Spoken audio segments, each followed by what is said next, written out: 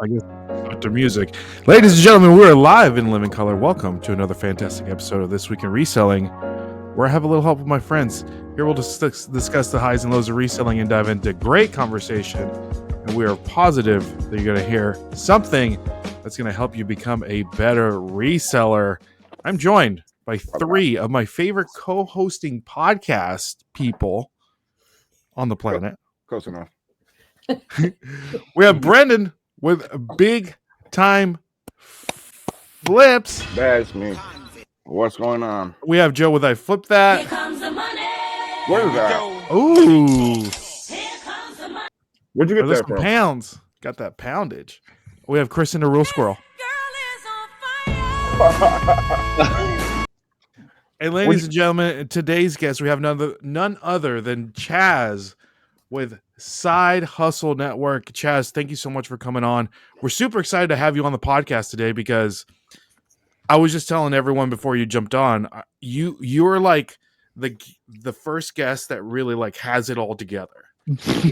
You know what I mean? I'll stop you right there. But like a big, not saying that none of the other guests have it together, but I'm saying like you're That's like what he's saying, people. another level. Another it. level, Well, thanks for another having me. echelon, if you will. But Chaz, business owner, husband, father, content creator, a lot of different hats. I'm excited to have you on. Appreciate the For the invite. people that don't know, Chaz, give us a little brief introduction of who you are. Give us the origin story. Oh man, You know, did a spider bite you and you became this side hustle network kind of fella? Give us, tell us who Chad Side Hustle Network is. And I really want to start with the question, Side Hustle Network, like what is that? It's just like the business name that you gave to yourself and everything falls under that umbrella, or like what, where did that come? Okay. Yep. So our 10-year journey, almost 10 years, we're in our 10th year now. So we've been doing the e-commerce space for a decade. Before that, I was a massage therapist and personal trainer for a decade. Oh, wow. My wife was in the medical field. Typical story, like a lot of resellers. We just, for my business specifically, I had gotten to the point where I had become self-employed. I got sick and tired of the grind of working in fancy spas and doing the massage therapy for other people thing because my income was capped per client. And physically, I can only handle 36 clients per week. So the problem was if I had seasons of summer, which were very slow, we had no income because I get paid when bodies are on the table.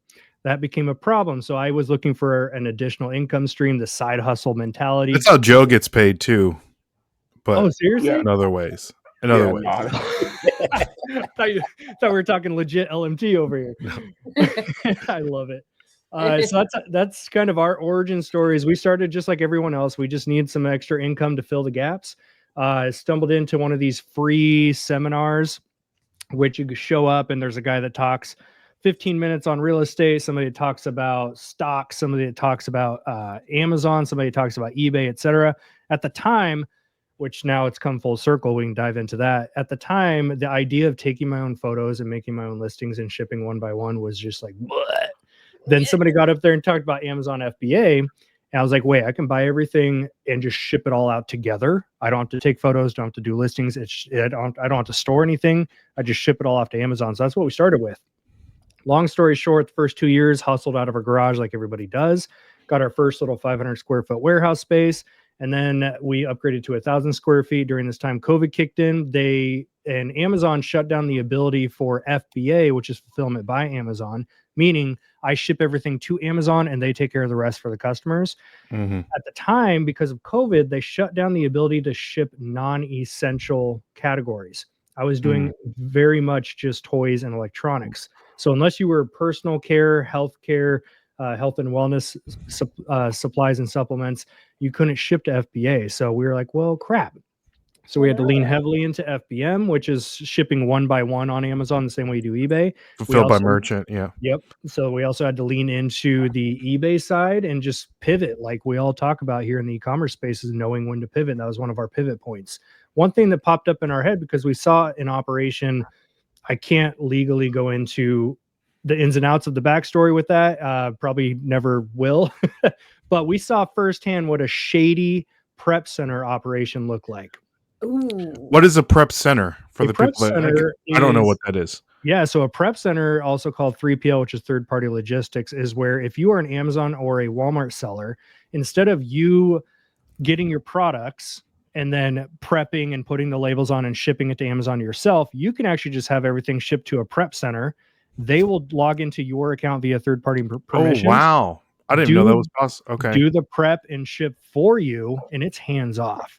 So during this time, we had seen a massive failed operation, very shady stuff going on. And so during this COVID thing, we're like, okay, our overhead at the time for the warehouse was about $1,100. So I'm like, how can we scrape together an extra $1,100? Let's put out an ad and just see if we can take on a few clients. We didn't expect to become a prep center, but let's see if we can take on a few clients. And from there, we can just make $1,000 a month, just charge $1 per unit if FBA and Amazon sellers, at the time Walmart wasn't a thing. But if we can get a few of these Amazon sellers on board, we'll prep and ship their stuff. It was me and my wife full time at that point. We quit our jobs. This was late 2019. The idea was being kicked around, and then 2020 March, of course, we all know what happened, and that's when it was like, okay, it's go time. Let's do this. Did our first 3 shipments, and from there, the thing took off like wildfire. And then we came up with an actual business name, which became Network Prep. And we'll fast forward an extra 5 years down the road. We went through multiple warehouses as we scaled and grew into that business model. So Network Prep is now a 5,000 square foot warehouse in Oregon, operating fully without us. About 95% of it is completely without us because my wife and I picked up from Oregon and we moved down here to Texas. So the question was, how do we keep a physical labor intensive business running without us? And it was staff and an operations person. So now we have 10 people rocking the boat up there. They're pushing out 50 to 60,000 units a month for Amazon clients. I've now been able to learn the world of systems and running what I consider a real business and real operation, not just solopreneur, which is what we were for years. We have documented this entire thing, start to finish, from our garage. I have vlogs 9 years ago in our garage documenting everything start to finish. And I'm still pushing out those vlogs till this day. So that's kind of our story in a nutshell. Nowadays, my time is spent on eBay. I started in Q4 last year. Here's what happened. I was selling a fair amount on Walmart last year. Got suspended because of a bogus, you sold a medical device claim on Amazon. I'm still fighting to get that back. So I made a pivot. Instead of Amazon, it was, okay, let's get on Walmart. Shout out to one of my great friends, Sarah, Arbitrage Avenue, got me and Brandon on board with the Walmart gig and just went ham on that last year.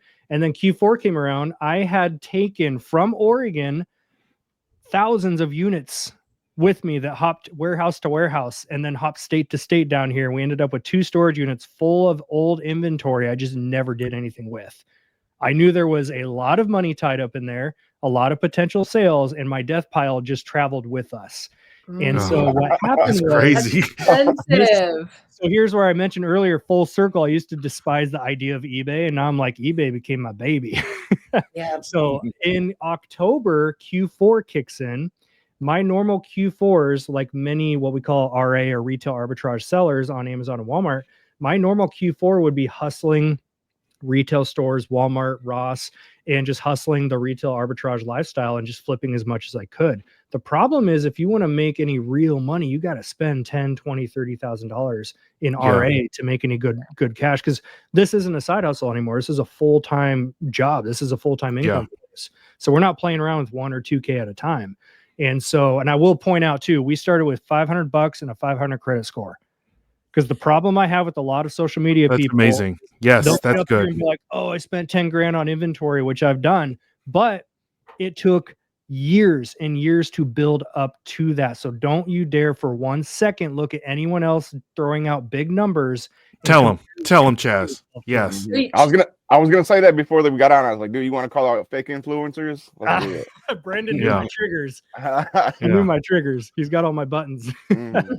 So long story short, we got into the eBay side because Q4 came around, and I'm like, why would I go spend $30,000 this season to make 10K when I've got like 30 grand worth of crap in my inventory that's already paid for?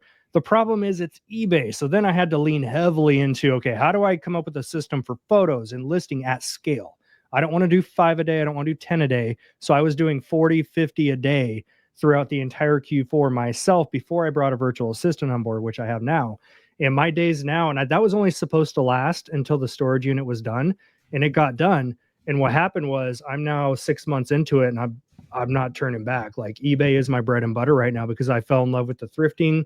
I fell in love with learning all about used clothing, men's shirts specifically. So I've just been diving into that. And that's where we are today. I spend my days doing eBay photos for the most part. We've got 2 storage units where we store and ship. We've got our garage set up with 3 big photo stations where my wife and I get to hang out in the garage and photo most days. We homeschool our kids. We do a lot of traveling. We've got a lot under our belt, but it took a decade of trial and error and figuring things out. I had somebody on Instagram the other day ask me, where did I get my business degree? I was like, bro, The School of Hard Knocks. Yeah, I I was went just to gonna say a that. 10-month massage therapy school. And then I took Yeah. an online personal training certificate course. That's my education base. The rest of it was figuring it out. Chaz University. I think that's a great segue for, and a lot of people just listen to what you had to say, Chaz, and they're intimidated.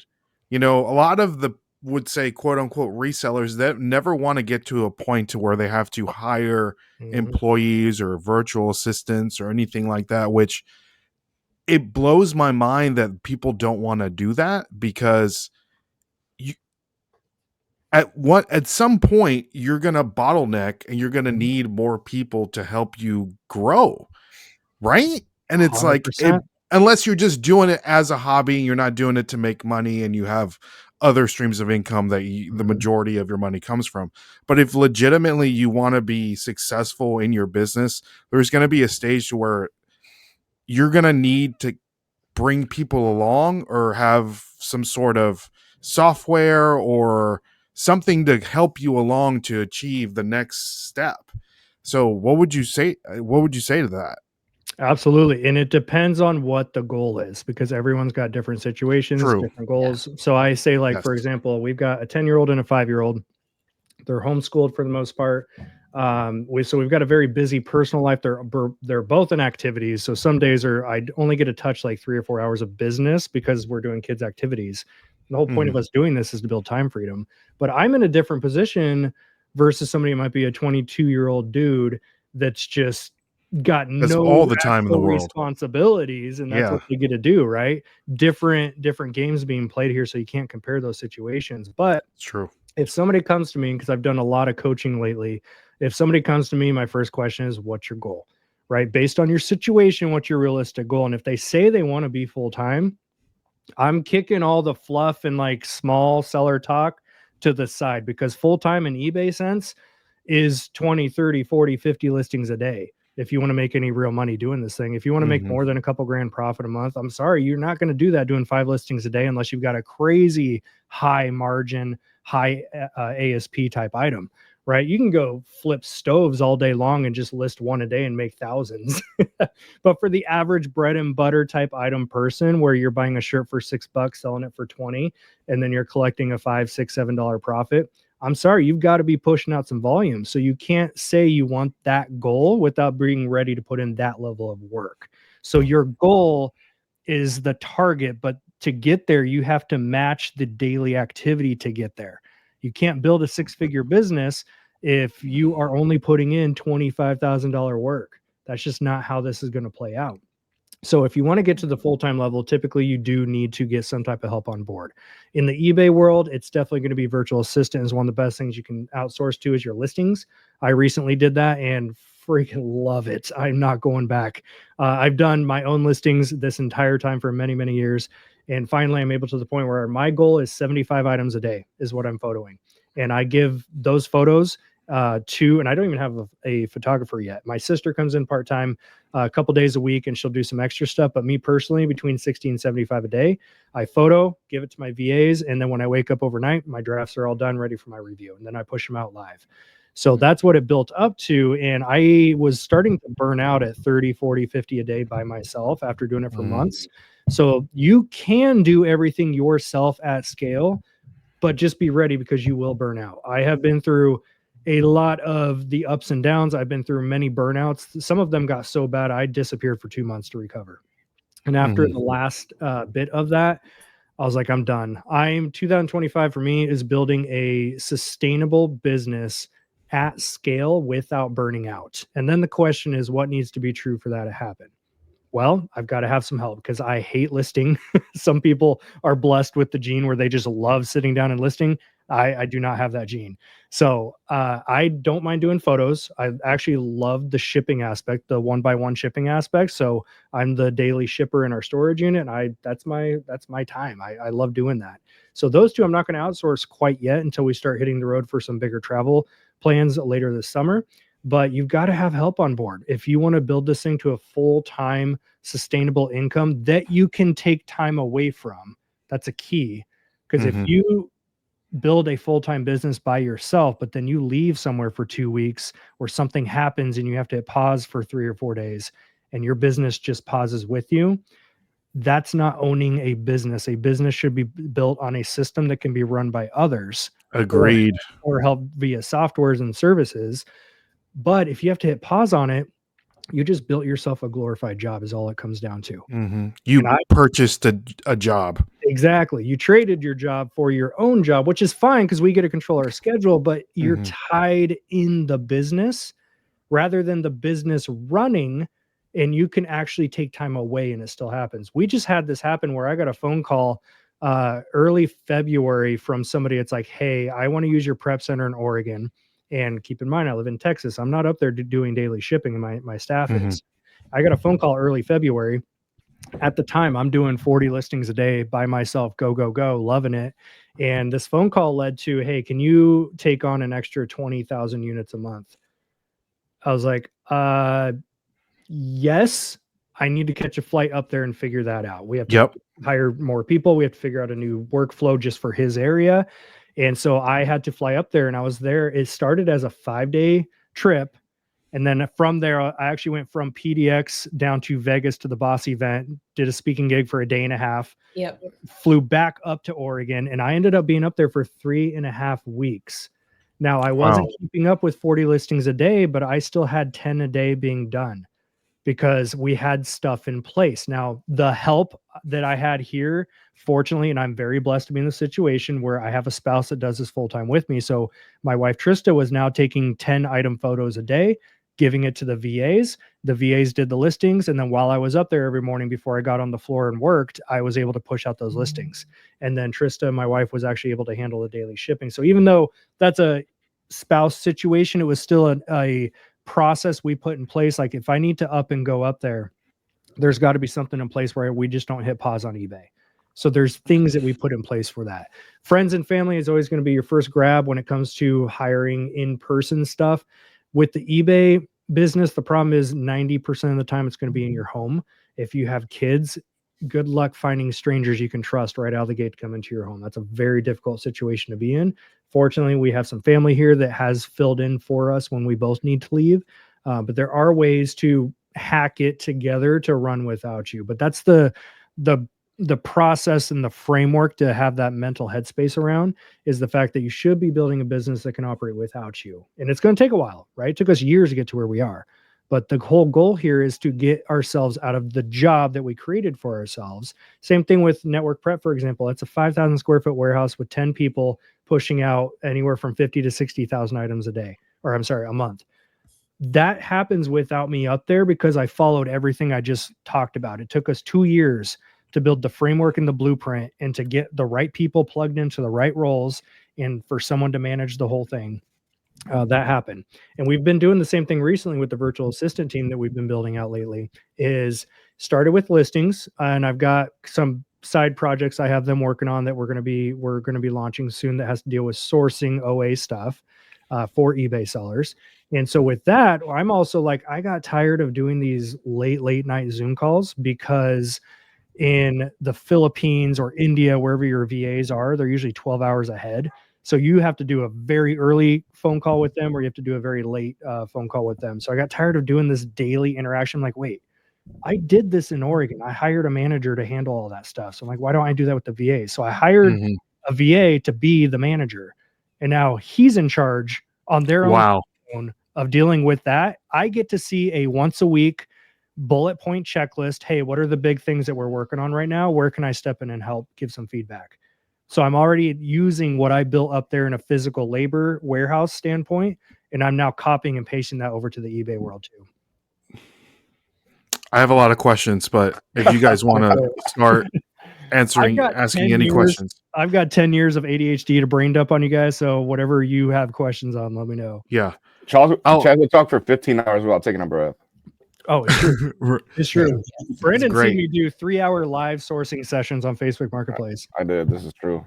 This is So Chaz, real quick. So I know that your Amazon prep center that is up in Oregon, why didn't you just continue to open up prep centers all across America, especially now that you're living in Texas, and doing that instead of actually reselling, if you will? You know what I mean? Double-edged question there. Wait, Yeah, and does your prep center only do Amazon, or does it do fulfillment for people like us that are resellers? Do you do eBay, Poshmark, all the other things too? Okay. Oh, might be down the road. Give me some time. Give me some time. So that's a loaded question, and here's why. I won't go too in depth because I actually have a full video that shows that we did launch location number 2 here in Texas. We ran it for 2 years, and then we shut the whole thing down. And why is that? So in that video, we go into depth about the ins and outs and all that stuff. But in a nutshell, so the whole idea behind, and to answer your very first question at this, which is Side Hustle Network, our goal was to come up with a brand name that encompassed everything we did. Because a lot of the problem with social media and coming up with a handle is if you do something like Amazon Flipper or eBay Flipper, right? There's always a Flipper or something like that. You're tied into Nashville Flipper. Gosh, you're tied into that platform, right? Or if I want to go into real estate, it's not really flipping anymore, so it's going to feel weird for me to make real estate content, right? So our goal was what represented. Thinking ahead, I love it. Yeah, what represented back then, what we did was it was never one platform or one side hustle that allowed us to quit our jobs. It was a combination of we had Amazon income, we had eBay income, we had YouTube income, we had affiliate income, we ran private groups, we had side hustle income from all different sources. So Side Hustle Network, because it was a network of side hustles. And that opened up the ability for me now on that YouTube channel. If it has to do with making money online, man, I can post about whatever I want and it's not out of niche for me. So that's why I did kind of that big umbrella approach. So when we made Network Prep going into part 2, we made Network Prep. The goal was what you just said was a network of prep centers that are all ran the exact same way with the exact same blueprint. If you have a supplier on the East Coast, guess what? I got a Florida location you can ship to, so you don't have to go all the way to Oregon, right? So that was the goal. We did it with Oregon. Perfect blueprint. It's a sales tax free state. That is key here because you don't have to pay 7-8% sales tax on your orders. So that's why it's a very popular location. Is that all of Oregon? There's no sales tax? Yep. Interesting. Yep. I've seen RA people that will fly into Oregon to demolish the outlets, do their shipments, and get back home. Yeah. Because you can save thousands on sourcing trips if you're at scale like that. So then we moved down to Texas, 2022, March 2022. So we just passed 3 years. We opened up location number 2. And then we were faced with this whole time. We thought we have the blueprint. We're just going to copy and paste that. We had a wait list of people for that location up in Oregon. Let's copy and paste this blueprint, make it run. And of course, during this time, we're not really reselling ourselves for like 2 or 3 years because we were just swamped 40, 50 hours a week at the prep. We're trying to get this off the ground. Yeah, exactly. So we're trying to build a tangible asset of a business here. So we come down here, we lock ourselves into a 35, I think it was closer to 4,000 square foot warehouse space. And from there, we ran this blueprint for 2 years, and it just bottlenecked because we have 8.25 sales tax down here. So now all of a sudden, I have no online arbitrage clients that want to come down here because they can save 8% by going to Oregon or New Hampshire or one of the other couple states, right? So we at some point looked at the fact that we were spending $7,000 a month overhead to run Texas.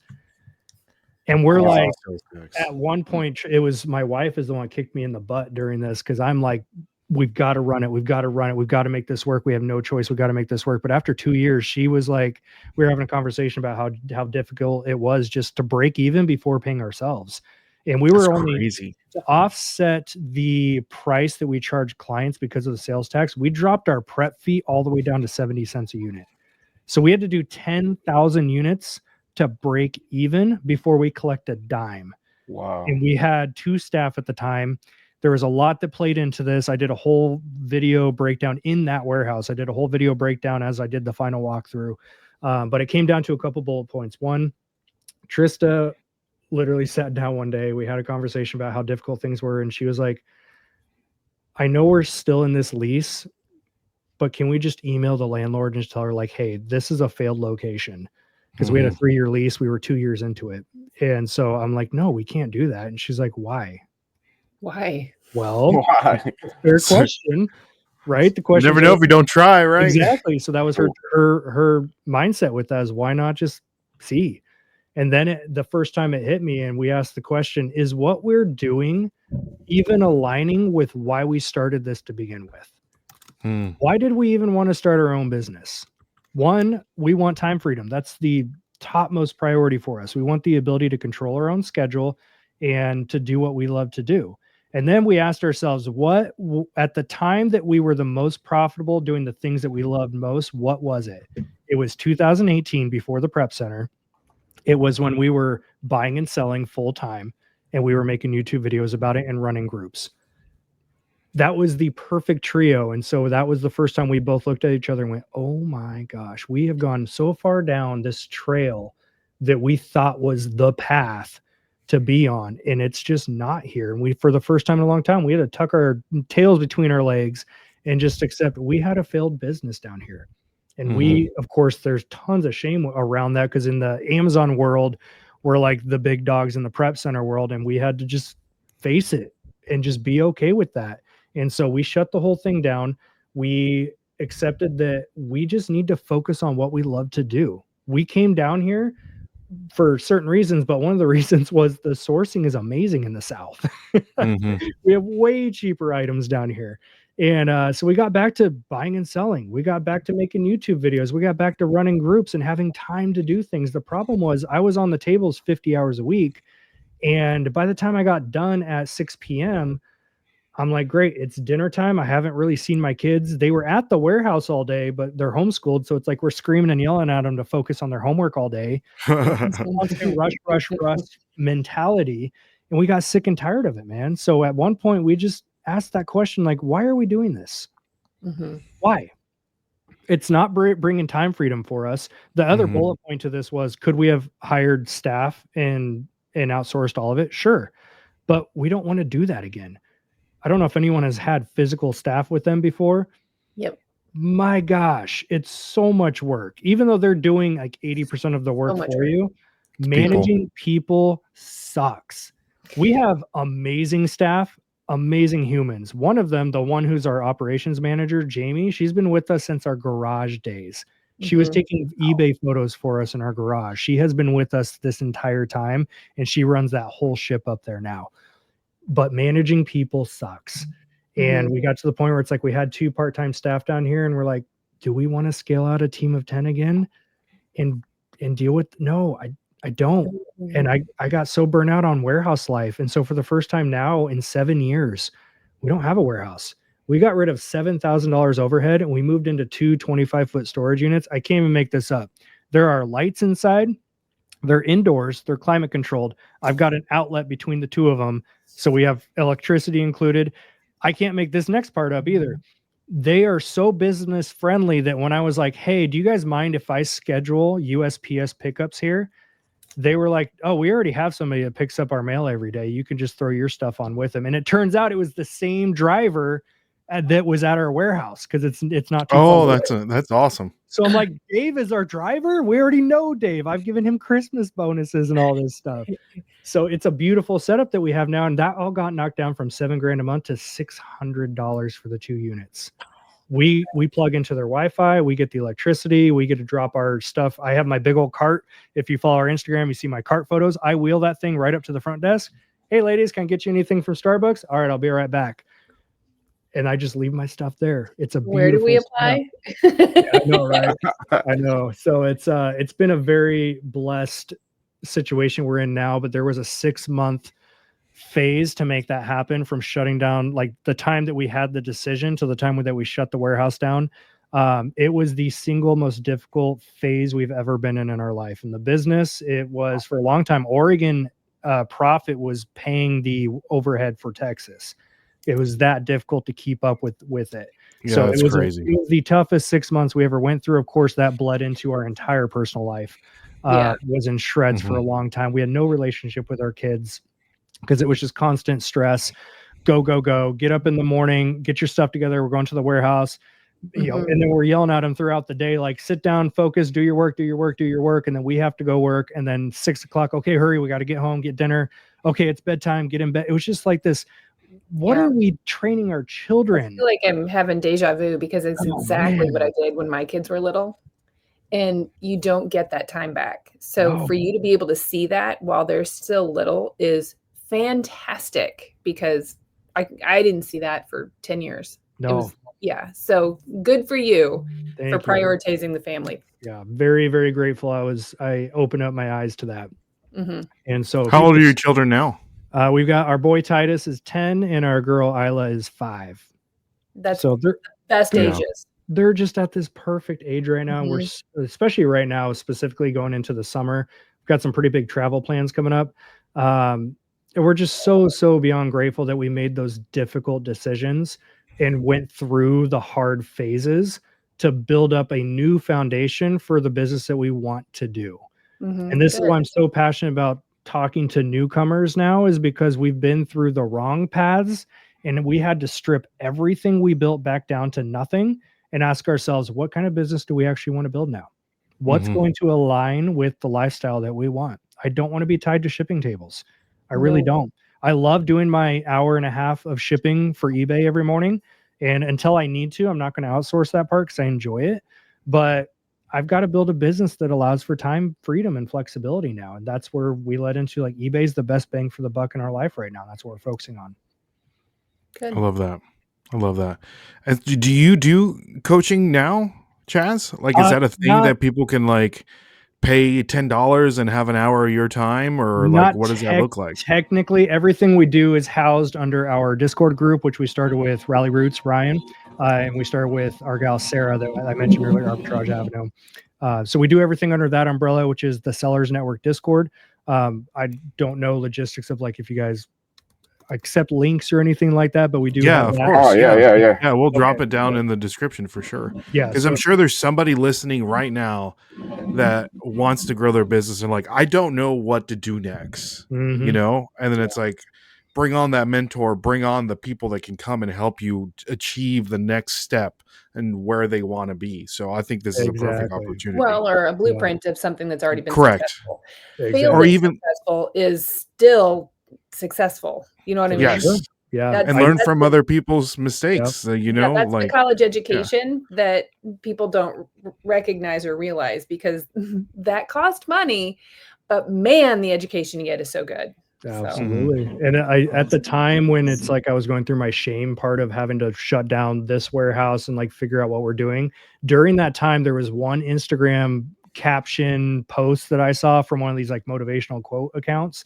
There's one post that I scrolled by, literally, like, instantly flipped my mindset around. And it was because I felt like my wife and I, we kept talking about how we wasted 2 years down here. The first 2 years down in Texas, we wasted so much time. That was the terminology and the mindset we were in until I saw this. And it was 2 targets next to each other with arrows. And the first one had arrows that were everywhere but the bullseye. And it said, "This is not failure." And then the next one to it had no arrows anywhere, representing not even trying. And it said, "This is failure." Yes. That was the post that I saw. And I'm like, there are so many lessons we pulled out of those 2 years that has got me the most level-headed business owner I've ever been, with a much stronger foundation now. And I'm so blessed to have a voice in this space that I can now brain dump that on Instagram, or I can have one-on-one conversations like, hey, I know you said you want to try this. Let me just share some firsthand experience before you make that decision. I've had so many people come to me over the years and like, hey, I want to start a prep center. I'm like, let's talk about this first. There's a lot behind the scenes you don't realize. The same way with starting an eBay business. People are like, I want to do eBay full time. Like, Yeah. there's a conversation behind that. What made you want to help people? Because you can easily Um, be like, I'm gonna keep my cards close to my chest because 100%. I was the one that failed. I put all of this time. I did all Mhm. this. I don't want to share that information to other people. You know, like what made you want to be able to share that information? Yeah, I mean, that's been embedded in me, even in my early days of adulthood. Not so much as a teen, like I just didn't care about people in my teens, like most teens don't. Right. Something clicked once I graduated high school, went into massage school. Once I got my massage license, started working on people. The first couple times that people would come back and request me again, like, oh, hey, it's great to see you again. They're like, yeah, my back feels so much better. It's been hurting for 5 years. And that's the first time I've been pain free. That's when it started clicking the reward of helping someone. And so physically, I was able to help thousands and thousands of people get pain free through my work and what I did there. When I say massage therapist, I was not the like go to a spa and get the lotion on and we're just like glorified lotion people. I fix stuff. I got in there. I was specialized in injury recovery, trigger point therapy, deep tissue work, sports massage. So I was in there working on people, and that's when it first really just became a true passion, just to get in there and help people. And same thing with the personal training side too. The problem became when I quit that and I transitioned out, just because at the time it was so physically demanding. I mean, I was not the fluff and buff massage therapist that can do this for 20 years because I'm doing light pressure. I'm using my own self to get other Oh, people's problem I fixed. never really thought about that. Oh, Yeah. yeah. So the Yeah. average full-time deep tissue massage therapist lasts for about 10 years. And that's about what I put in Wow. was a decade. Very, very difficult on the body. And I took home, at that point, I really grew the empathetic part of myself, which is good and bad thing because I took home a lot of people's problems too.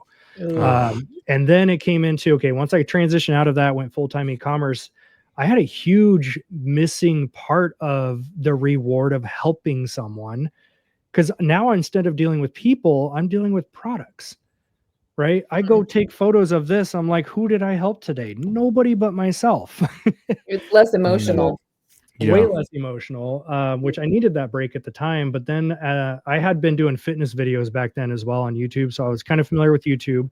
And so what happened was I got on one day after doing my first, I think, $1,000 in sales on Amazon.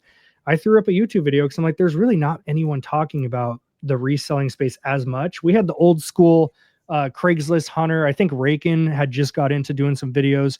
So I'm part of that OG ballpark of starting videos back then in 2016. And I threw up that first video. I'm like, hey guys, my name's Chaz. I just started with this Amazon thing. I did my first $1,000 in sales. I'm just going to document my journey.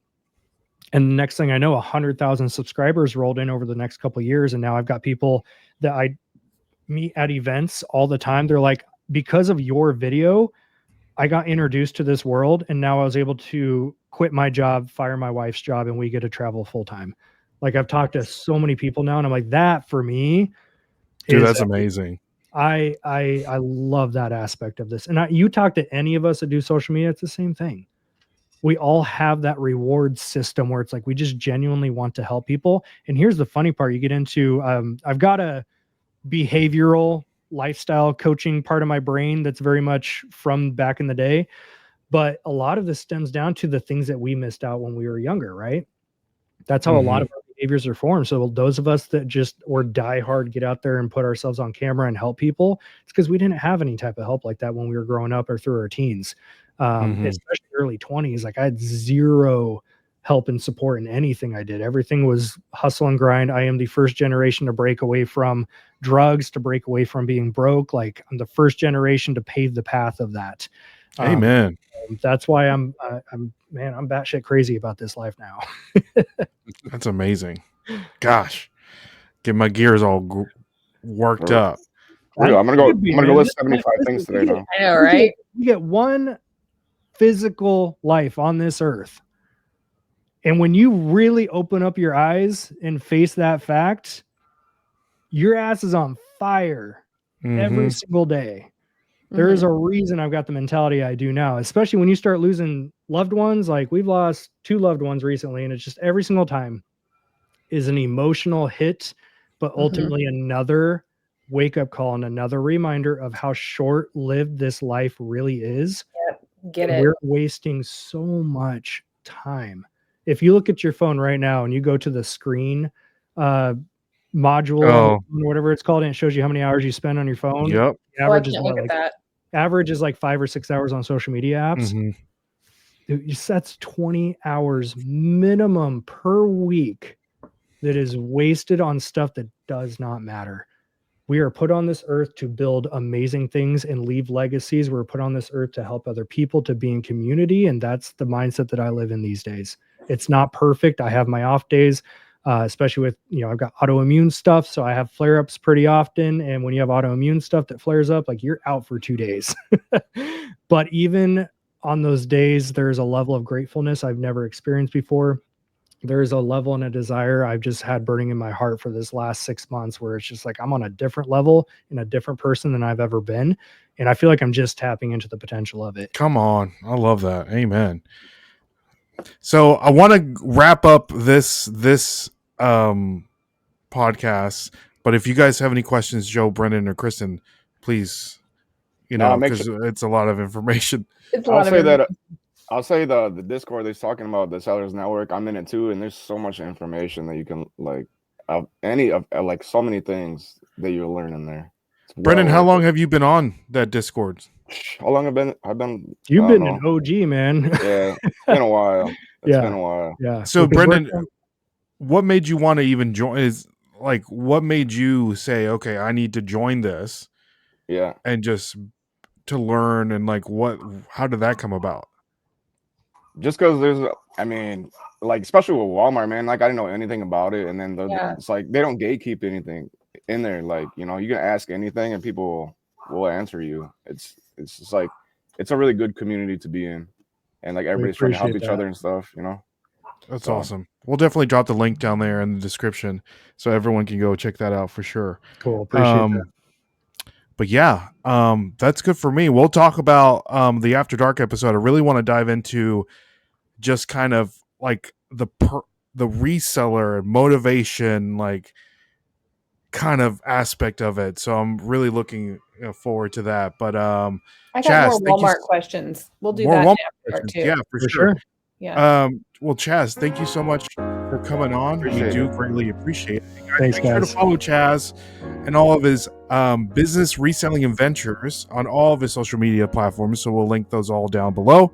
So thank you, Chaz, again for coming on. My name is Ray. I'm Kristen. Joe. I'm Brendan. That's me.